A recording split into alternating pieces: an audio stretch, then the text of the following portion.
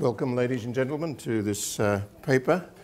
I'd like to acknowledge the presence of former Vice-Chancellor Professor Don Watts and his wife Michelle, who've done me the honour of coming along today. My paper is entitled National Narcissism, and as we go I'll put some extracts of it up on the screen. And it's intended to be an investigation of narcissism and whether it can apply to the analysis of politics and international relations. So there have been numerous definitions of narcissism in the last 150 years, and these generally dwell on the idea of self-absorption, fascination with one's own self. Of late there's been a tendency to use the word in a very generalised way in reference to trends in contemporary culture. People seem to exhibit forms of self-fascination. We all know this from the social media to an increasing degree. People seem to welcome the opportunity to talk about themselves in a way which appears new. The appearance of celebrities who've no other rationale except that they are celebrities tends to reinforce the impression of self-absorption in the contemporary culture. I'll give the official definition from the Diagnostic and Statistical Manual. I can't do other than give the official definition. One has to remember one's toilet training. But as Madame la Marquise said in France, you learn good manners to forget them, and I'll be doing that shortly. So I invite you to read the definition, but you can see the main issues there of a pervasive pattern of grandiosity. Such people, narcissists, appear boastful and pretentious. They assume that others attribute the same value to their efforts and may be surprised when they don't, and so on. They have fantasies of unlimited success, power and brilliance, and so on. So I'll be talking about the historic tradition of narcissism over 2,000 years of culture and delving around and in and out that definition. But of course, we must remember that science is always temporary.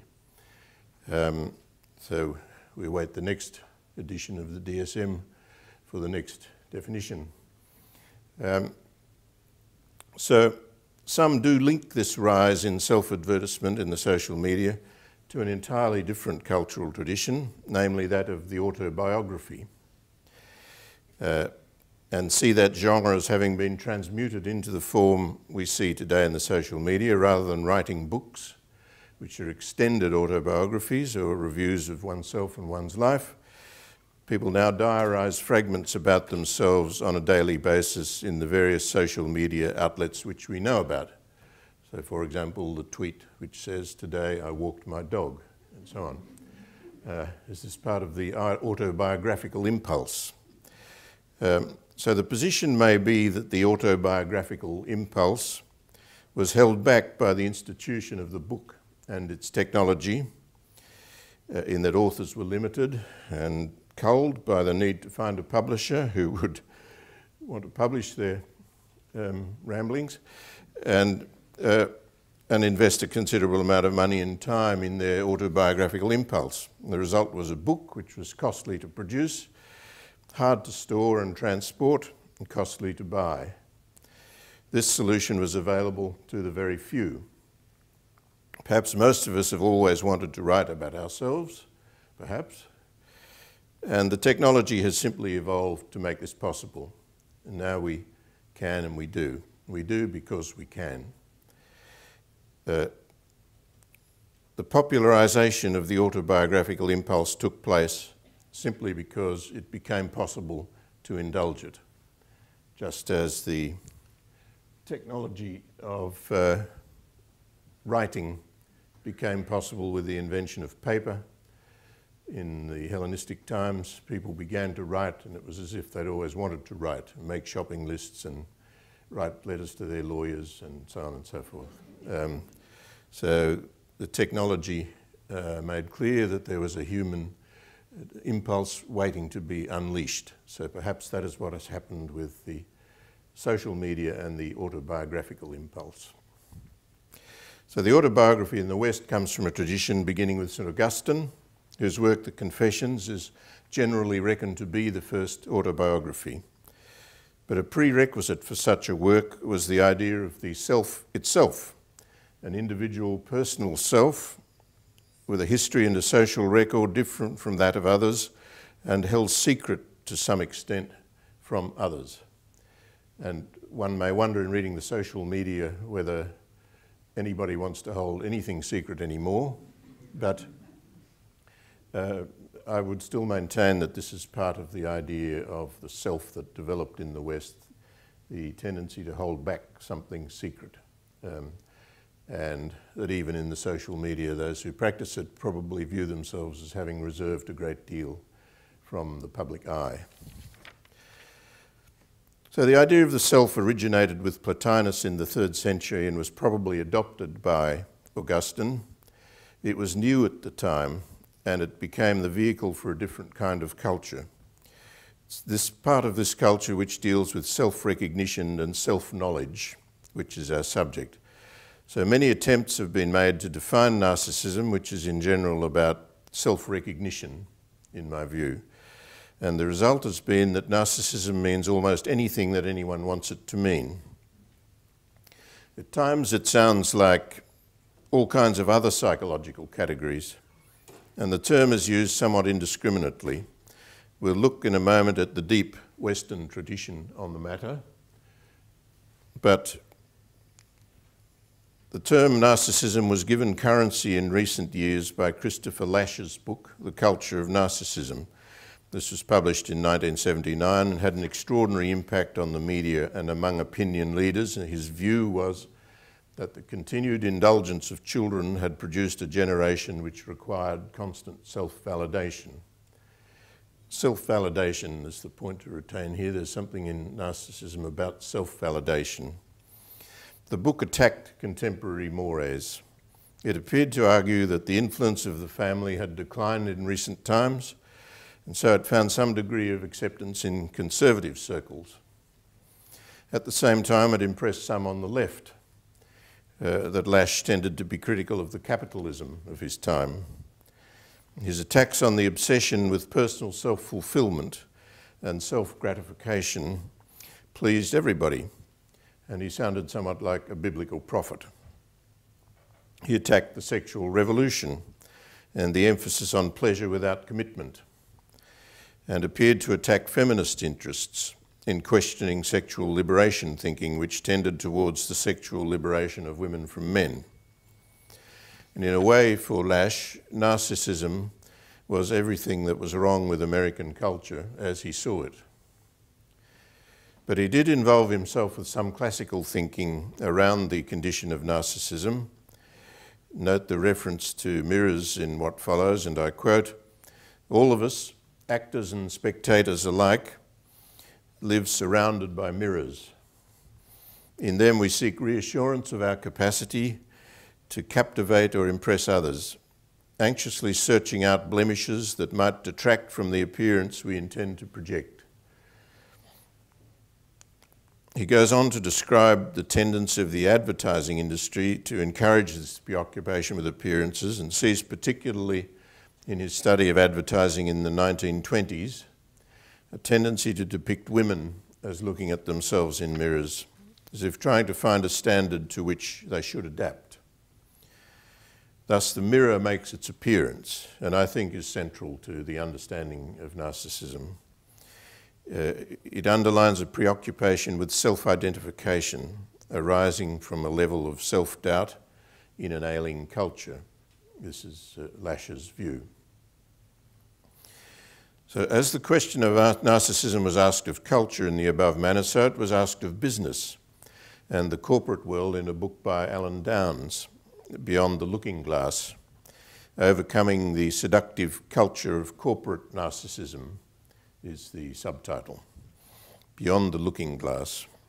And this was an attempt to use psychological categories in order to explain business behavior. Again, there seems to be a tendency to look for what is bad about business in the eyes of the author and then call it narcissism. Thus, again, there is a problem with definitions. Narcissist is a little like the word psychopath used to be, in that all the evils are loaded onto it. Much of what is characterized in this book as narcissism could also be described as single-mindedness. Throughout, it appears as the company is dedicated to corporate goals, the unwavering pursuit of these, and the tendency towards ruthlessness in the pursuit of corporate goals is what the author singles out. The tendency to coerce people, to use people, or manipulate them. And the single-minded dedication to corporate goals is indeed an interesting characteristic of the business corporation, as it's much clearer there than it is with human beings as individuals who in general, whilst they may profess to have set goals, do not pursue them with the same zealous clarity as do corporations. So we know that business schools teach the value of strategic plans and of having clear goals, thank you, and preach the importance of building up the loyalty of employees around such goals. Always very hard in a university to do this, but businesses probably have more success. It's not surprising then that corporations do manifest a characteristic of severe single-mindedness. It's not at all surprising, but the question does arise of whether the behaviour of human beings organised into such groups, namely businesses, by management techniques, are in fact morally inferior to those who operate as individuals. Thus runs the case of Downes in his book. Downes discusses the advocacy of shareholder rights, the rigid pursuit of profits and growth in the organisation, indicates that tends to mitigate against a more humane, broader and more socially attuned view, which is freely available from the stakeholder. And stakeholders may not have a financial interest in the company, but they have an interest in the effects of the company on society, on the environment, or on in industrial relations. So the author denies that the purpose of the American business corporation is to generate profits, saying that that is a motive that surfaced later. Quoting, "Profit did not surface as the primary corporate motive until the 19th century, nearly 200 years later." So Downes considered that the belief that the sole purpose of the corporation is to provide a return on investment is a narcissistic belief. And I'm quoting from him about Steve Jobs of Apple. But the story of Steve Jobs, this was written before his death, is the story of narcissism. Jagged and raw narcissism in all of its strength and glory. Narcissism that wasn't trained in subtlety and finesse by experience and age. Consider a few of the facts. First, neither the Lisa nor the Macintosh was designed according to the business objective the company had committed them to. Critical design feature of both were driven by Steve's need to be creative and different from the mainstream. Further, while Steve was working with the Macintosh group, he intentionally acted in ways that were damaging both to the Apple II and the Lisa, even though as a major stockholder he stood to benefit greatly from their successes. End of quote. He goes on to say that Steve bathed his ego in the warmth of public applause, and that, like Steve, quoting, "the narcissist is obsessed with winning the race as he or she defines it." The interesting thing about this is that the Steve Jobs example controverts what is said elsewhere in the book about the narcissistic personality in business. It is generally said by this author to be a matter of the rigid following of company goals to the exclusion of ordinary human values. Steve Jobs diverged from the company strategy, apparently because he was a narcissist. Though elsewhere in the book, it is the good corporate citizens sticking rigidly to the company goals who are characterized as the narcissists. So in a certain sense, the running of businesses is a simple matter because the goals are clear, unlike in a university where the goals are not clear. Nobody can tell you what the purpose of a university is. But they can probably tell you what the purpose of BHP is. A group of shareholders gets together to contribute funds to promote the sale of a service or a widget. This is generally fairly clearly understood by all. The goal is not to prevent famine or contribute to an equitable society, but simply to sell widgets. This is what gives business its clarity and single-mindedness, and it's generally why receiver managers focus on reminding people of the goals of the business, which may have been subordinated to other personal agendas. So it is interesting that such single-mindedness is the characteristic of the business corporation, because the business corporation does differ from most forms of human activity, like universities or clubs of various sorts. So the single-mindedness of the business corporation might be captured by other forms of analysis from psychology. Is narcissism really the only way in here? The idea of the psychopath or sociopath might commend itself, and there are plenty of examples in the Downes book in which the manipulation of individuals on behalf of set goals, irrespective of their feelings or reactions, might lend themselves to such analysis. So his case studies actually might be fruitfully studied under an entirely different heading. But these examples seem to have little to do with the traditional view of what narcissism is. They appear to be about something else. Let's look at the traditional background to the idea of narcissism in Western thought. So for convenience, I've summarised this under the heading of the title, Three Mirrors. Each of these three mirrors come together in the original myth of Narcissus and evolve from that. So in the history of the issue, the question of what narcissism is expressed as being about the contemplation of one's own self-image for whatever reason, and that itself is the issue. What is the reason for such self-contemplation, such self-absorption? What is the driving force behind looking at oneself or one's own image in the mirror?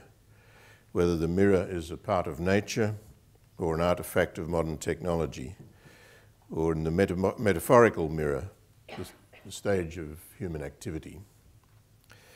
So Plato, ancient Greek philosopher, in the first Alcibiades, has a passage in the mouth of Socrates about seeing oneself reflected in the pupil of the eye of the other person. This becomes a major philosophical question about whether one needs the reflection of oneself from the other for real self-understanding. So Socrates in the dialogue is discussing the Oracle of Delphi and the command of the Oracle of Delphi, which was, know thyself. And that command, know yourself, became part of Greek literature, part of Greek wisdom, and was scrutinized in all kinds of ways about what it might mean and how it could be interpreted and how one could know oneself. So in this particular passage of Plato, there is a discussion about how we do know ourselves, how we do fulfill the Delphic command. And Socrates observes, he asks the question, if we were to say to the eye, see yourself, as you might say to a man, know yourself, what is the nature and meaning of this precept? So Alcibiades is his interlocutor. Socrates always had innocent interlocutors who he tortured with his questions. And Socrates asks, what are the objects in looking at which we see ourselves? Alcibiades says clearly, in looking at mirrors and the like. Socrates replies, very true, and is there not something of the nature of a mirror in our own eyes? And Socrates goes on to say, did you observe that the face of a person looking into the eye of another is reflected in a mirror, and the visual organ which is over against him, which is called the pupil of the eye, there is a sort of image of the person looking. That's to say, if you talk to somebody and you peer over and look into their eye, you will see a little reflection of yourself sent back. So this becomes a major question about whether we need the eye of the other person in order to know ourselves, whether we need to see the reflection of ourselves in the eye of the other person in order to have self-understanding. So the passage also raises the issue of the peculiar reflexivity of the eye, being both the viewer and the viewed. And this is Socrates' contribution to the discussion of the Delphic command, know thyself. This is his answer. The suggestion is that one knows oneself through the eyes of another. One has to understand the whole operation of the eye and of light in Plato. One has to understand the physics of Plato to understand what he's saying. But in short, it can be said that light was thought to stream from the eye, merging with that streaming from the eye of the other person. So there was a kind of combination or coalescence when one saw oneself in the eye of the other. But the main suggestion is that the other is essential to self-knowledge. It did not go, this suggestion did not go much further than Plato, as Platonism turned inwards and took up the view that a voyage of inwardness was necessary for real self-knowledge. The turning inward of the followers of Plato over 1,000 years of Greek thought is a well-known part of the development of ancient mysticism. But Plato himself asked an interesting question, and others revived it. So I've said that Plato's views got something of interest about it. We may obtain our own self-understanding through repeated interaction with others, learning to understand what their view of us is, receiving that in a reciprocal manner, and not through one interaction with one mirror, but over repeated interactions and repeated mirror images being sent back. We form a composite issue of a picture of ourselves, which may become more accurate as we get older through repetition and varied angles of self-vision. Now, that's of course if we're willing to accept the image of ourselves sent back by the other. So if we're not, we probably collapse into madness. The idea is that the self-knowledge comes from repeated interaction with the other person or persons and with the ability to integrate the image of oneself that is sent back. So mirror number 2 is actually the story of Narcissus. In the Metamorphoses, book 3, the Roman poet Ovid, who straddled the 1st century BC and the 1st century AD, describes the story of Narcissus.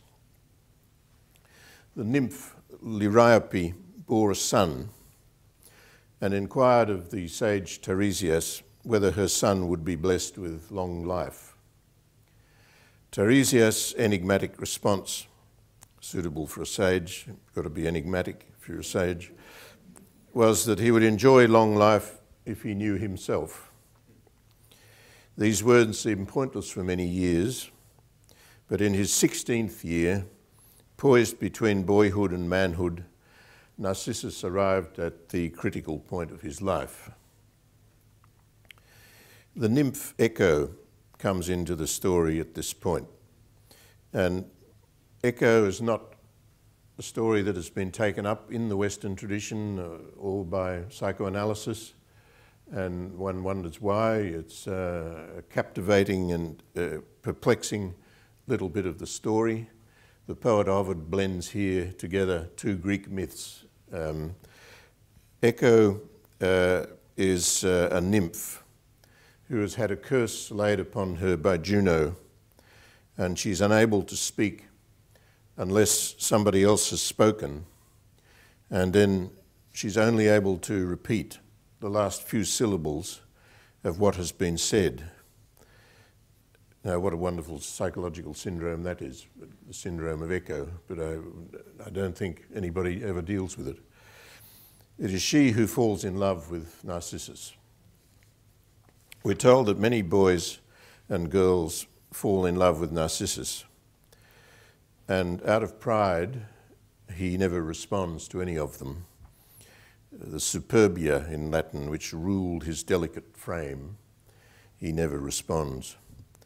As for Echo, she follows him stealthily through the woods, and the nearer she comes to him, the more inflamed is her heart. But because of her affliction, she could not speak the first words which might kindle his passion once and for all. Narcissus, though, was looking for his friends, and he happened to shout, "Is anyone here?" And Echo was only able to repeat his last word, "Here." Narcissus looked about him and called, "Come this way," and she was able to reply, "This way." Eventually he called, "Join me here," and she ran out of the woods and threw her arms around his neck. Narcissus responded with horror, pushed her away and shouted, "I'll die before I yield to you," whereat she was only able to respond, "I yield to you." Now, in the words of the poet as translated by Kenny, shamed and rejected in the woods she hides, and has her dwelling in the lonely caves. Yet still her love endures and grows on grief, and weeping vigils waste her frame away. This kind of behavior leads the suitor to pronounce a curse on Narcissus. May he love with the intensity with which I loved him, and may he never find satisfaction. And one day, indeed, Narcissus comes to a pool in the woods, completely clean, muddied, not disturbed by sheep or wild goats, and sheltered from the sun by shaded trees. There in the water, he catches sight of his own image and is spellbound by it. This marbled beauty, the hair worthy of Apollo or Bacchus, Narcissus falls comprehensively in love with what he sees, but finds the image gone every time he reaches into the water after it. Note that he does not know at this point that this is his image. He's in love with it, but he does not know that it is he himself. My joy, I see it, but the joy I see I cannot find. Throughout this passage of the poem, Narcissus shows that he's ignorant of the fact that it's he himself with whom he's fallen in love, and he carries on a lament for unrequited love. Then comes a moment of realization, and he sees that the image is his own. At this point, the futility of his predicament becomes apparent in that nothing he can do or say will enable him to acquire the object of his love. His self-knowledge leads to despair and then to death. In fulfillment of Tiresias' prediction, he expires on the grass, by hidden fire consumed. Alas, he murmurs, and alas, murmurs Echo. Farewell, and farewell, says Echo. Narcissus expires and goes into the underworld. So here's the real Narcissus. So contemporary psychoanalysis uses the term narcissism to refer to a form of self-love, not necessarily negatively. There is said to be a healthy narcissism, which is known as primary narcissism, and which constitutes the stage of self-love, which is the necessary preliminary to being able to love someone else. It is thought that there has to be a phase of self-recognition and self-esteem, which is necessary to the development of human relationships. Some self-love is healthy.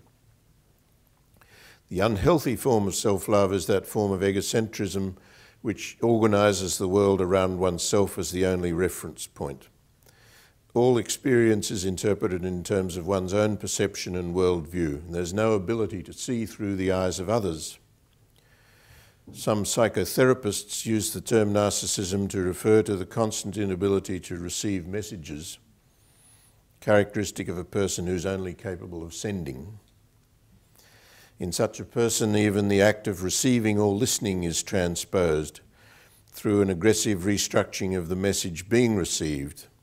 While apparently passive and in receiving mode, the narcissist rewrites and transposes the discourse being received into his or her own worldview, such that if asked to respond, he produces an unrecognizable version of the message just given.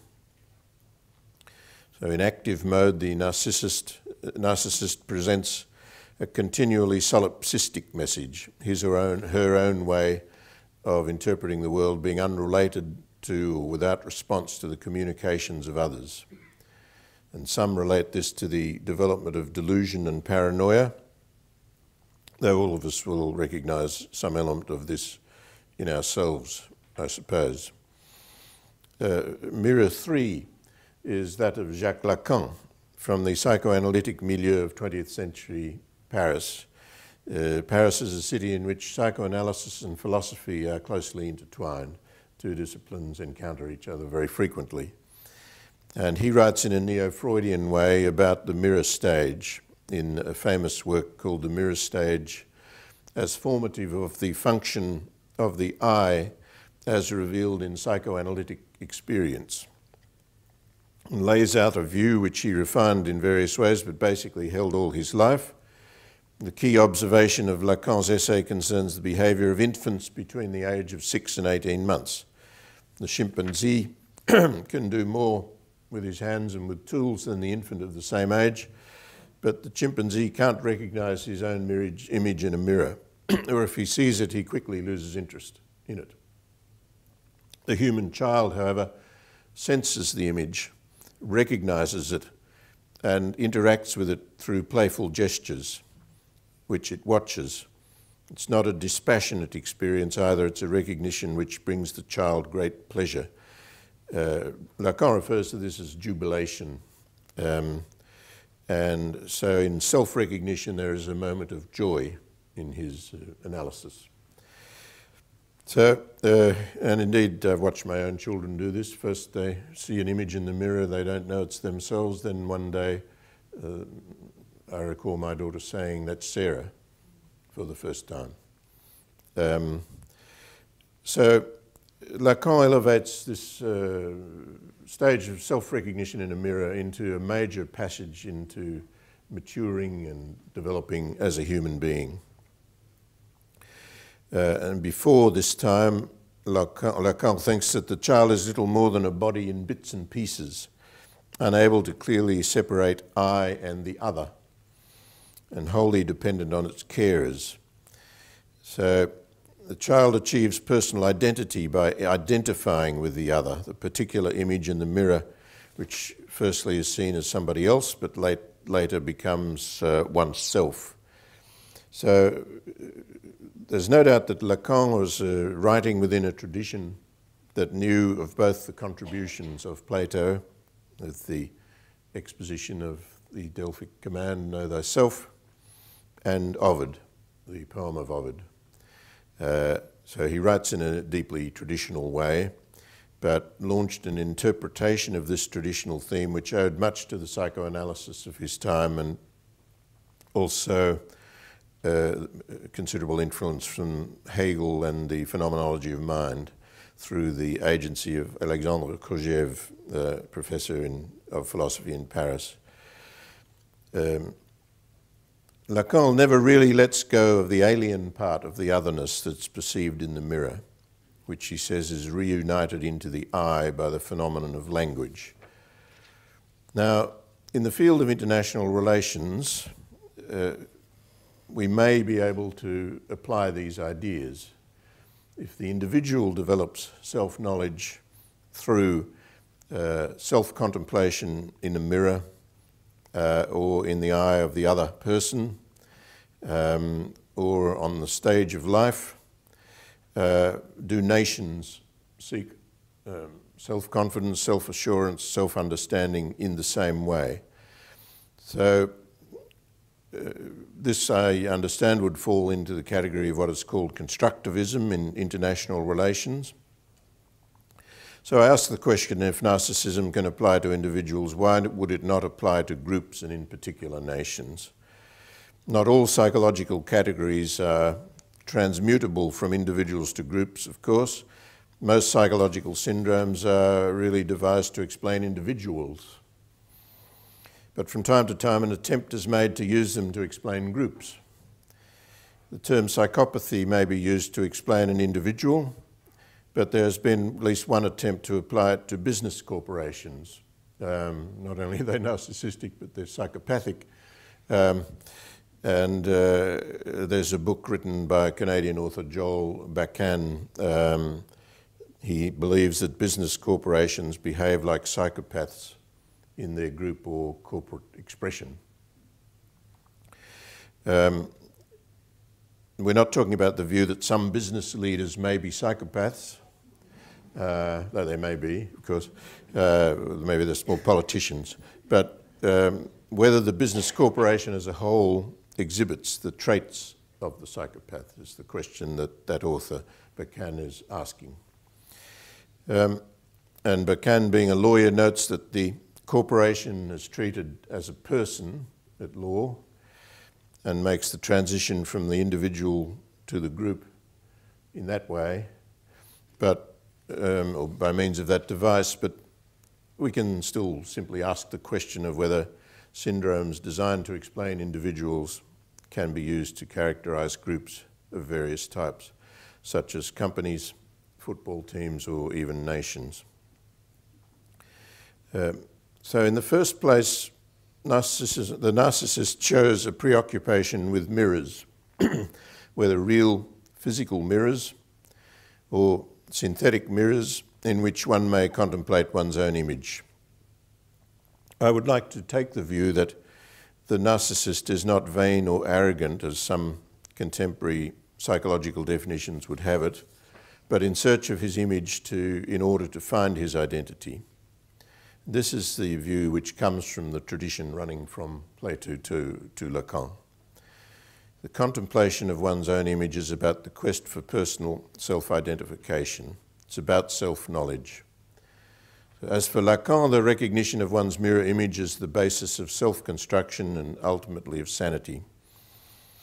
So it's through the image sent back to us by other people that we come to know ourselves. Why is the media tart a media tart? Because he wants to see himself over and over again.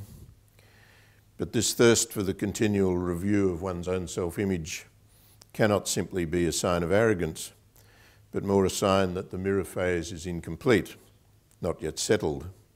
There's some uncertainty about oneself. Remember that Narcissus loved to look at himself, but he did not know that what he was looking at was himself. He was self-ignorant. Some people crave continuous exposure to their own image, and we see this in the social media, to go back to that. But this may be more a matter of self-doubt than of conviction about one's own importance to the world.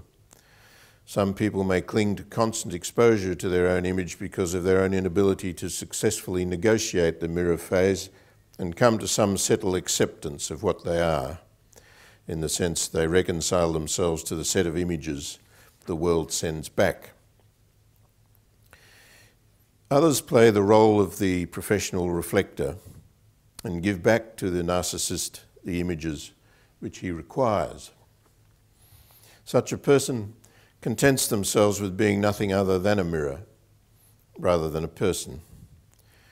But they send back a falsified image, an image custom-made and ordered on command, and sent back through a doctored mirror, like the hall of distorting mirrors in the fairground. But note the power held by the professional mirror over the uncertain narcissist. And so in the book Primary Colours, some of you may remember this book. It was originally by Anonymous, and it was about the Clintons, based on the presidential campaign, one of the presidential campaigns of the Clintons. And it was later revealed to be authored by the journalist Joe Klein. And the author of the novel was identified by forensic inquiries by professors of English literature who analysed the prose style and outed him. And Joe Klein denied that he was the author, but he in the end admitted that he was. It's such a wonderful piece of literature, that book. I hope he writes more novels, but he doesn't seem to be doing so. He was a journalist, I think, with the Washington Post or maybe the New York Times, I've forgotten. So he has in this book a character called Libby who reflects the brilliance of the Clintons, fictionally called the Stantons. She says that she was their moon. They were her sun and she was their moon. She did all their reflecting for them. The words put in her mouth. I lived my life drawing light and warmth from the Stantons, and God, they were so good and glowing. I could go for years without remembering I wasn't producing any warmth myself, any light of my own. But the day does come when you look in the mirror and all you see is a dead rock. You know what I'm saying, right? I look in the mirror and see the dead rock. Without them, I'm dark and black and cold and dead and empty and airless for eternity. And they don't need me at all. All they need is to glow. She goes on to commit suicide. Narcissus, as we recall, died at the moment of genuine self-recognition. So Libby was a professional reflector. People like the Stantons need their mirrors. So let us consider the Narcissus to be on a voyage of self-discovery, where he ardently and obsessively pursues his own image. We may take it that the less settled and comfortable with it he is. Nations do concern themselves with their images in the sense of having a message sent back which is congenial to them. They try to self-discover by insisting on their own self-image and having it sent back. In ancient times, by the way, mirrors showed an opaque and unclear image. Now we see in a mirror obscurely, said St. Paul in the New Testament. Mirrors in antiquity were made of polished bronze and tended not to show much. In fact, seeing one's image in the water of a tranquil pond, as did Narcissus, may have been the best one could get. It's only in modern times that the expression mirror image comes to connote an exact likeness. The technology of mirrors has improved so much that the mirror image has come to be synonymous with exactitude. And in Renaissance times, the invention of coating glass with a mercury tin backing gave us the modern mirror, particularly developed in Venice and Paris. The invention did come much earlier in China. So St. Paul, when he says now we see in a glass obscurely, he uses the mirror as a symbol of obscure vision because that was what it was like with the mirrors of his time. And thus the mirror image connoted for him exactly the opposite, suggested a self-image whose lines are obscure and hard to discern. And he equates the mirror image with incomplete knowledge. But St. Paul is probably referring to the ancient practice of catoptromancy, that is the use of mirrors for magical purposes, which people gazed into these mirrors, which, as I said, provided an obscure and fuzzy outline, and tried to penetrate the future or see things in these strange shapes. It was a magical practice that he's probably alluding to in that comment. So a precondition to national narcissism, let's say, there got to be an element of self-doubt. There has to be a search for validation. Unlike with mirrors, in the realm of human affairs, much can be done to shape the image that is sent back. And like humans, nations try to ensure that the image that comes back to them is one they want to see. They take steps, they manage, they look for moons like the ones the Clintons had available to them. Like individual humans, they actively look to shape the image that comes back to them, and they derive satisfaction from repeated viewing. National behaviour may become neurotic, and nations may want to see their image over and over again, and they may become dissatisfied with the world stage if the image as they want it constructed is not sufficiently accepted. And like individual humans, if they cannot reconcile their own self-image with that which they perceive in the eye of the other, then they self-destruct. What is the looking glass provided to nations? At a seminar in China recently, which I attended, the speaker presented a map of a variety of international organisations such as ASEAN, the United Nations, the G20 and so on. It looked like a bowl of spaghetti.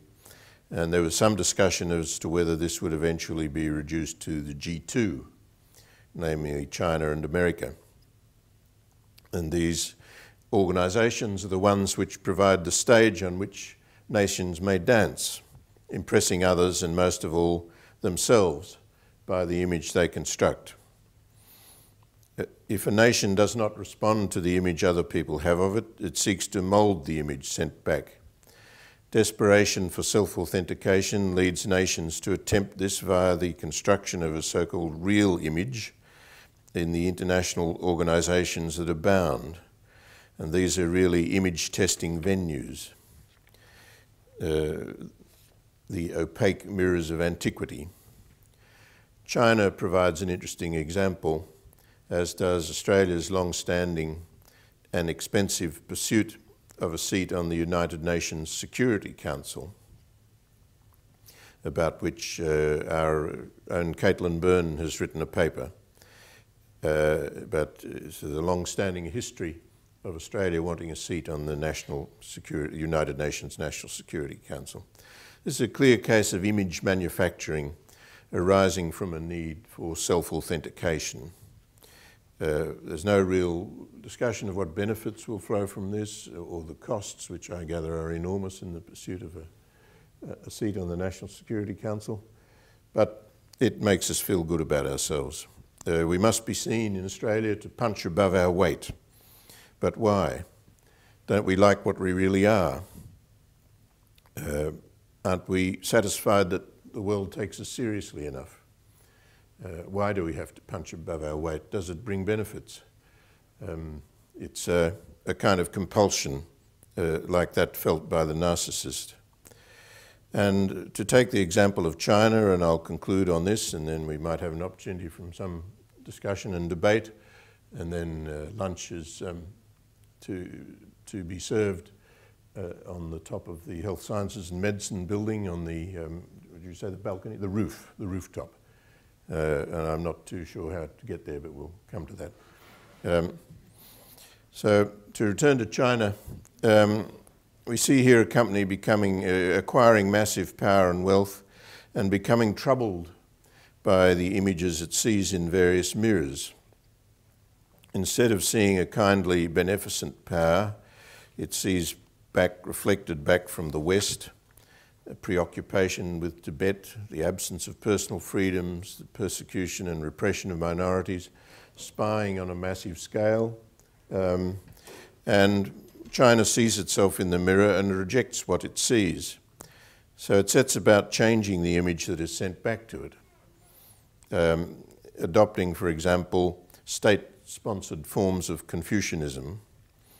What could be more noble than such a code of ethics, which embodies duty, harmony, self-discipline, respect for elders, modesty, and respect for stability?